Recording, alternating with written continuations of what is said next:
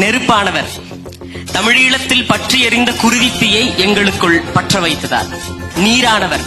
ஆறு போல தன் பாதையும் தன் பயணத்தையும் மாற்றிக்கொள்ளாததார். காற்றானவர். சமூக அநீதிகளை வீசி எறிவதால். நிலமானவர். ஆதரவற்ற அன்னை தமிழ் சமூகத்தை ஆதரிப்பதால். ஆகாயமானவர். அது மழை பொழிந்து எங்களை வளமைப்படுத்துவது போல இவர் மொழி பொழிந்து எங்களை வளமைப்படுத்துவதால். ஒப்புமைப்படுத்த முடியாத ஒப்பற்றவர் எங்கள் தாய்ப்புலி, எங்கள் பெரியப்பா செந்தமிழன் சீமான் அவர்கள். கனிமவள கொள்ளையை எதிர்க்கும் குறிஞ்சி நிலத்து முருகனிவர்.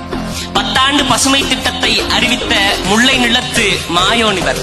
வேளாண்மையை அரசு பணி என்று அறிவித்த மருது நிலத்து இந்திரனவர். நெய்தல் படையை கட்டியமைப்பேன் என்ற வருணனவர்.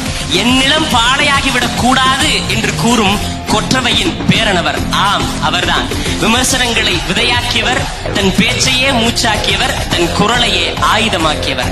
களத்தை இவர் தேர்ந்தெடுத்தார், காலம் இவரை தேர்ந்தெடுத்தது. பிழியில் பேசி எங்கள் வாழ்க்கை காத்தார், சூழலியல் பேசி எங்கள் வளம் காத்தார், பண்பாட்டுவியல் பேசி தமிழர் வரலாறு காத்தார். இப்படி இயல்பல பேசி தமிழர் இருப்பை போற்றினார்.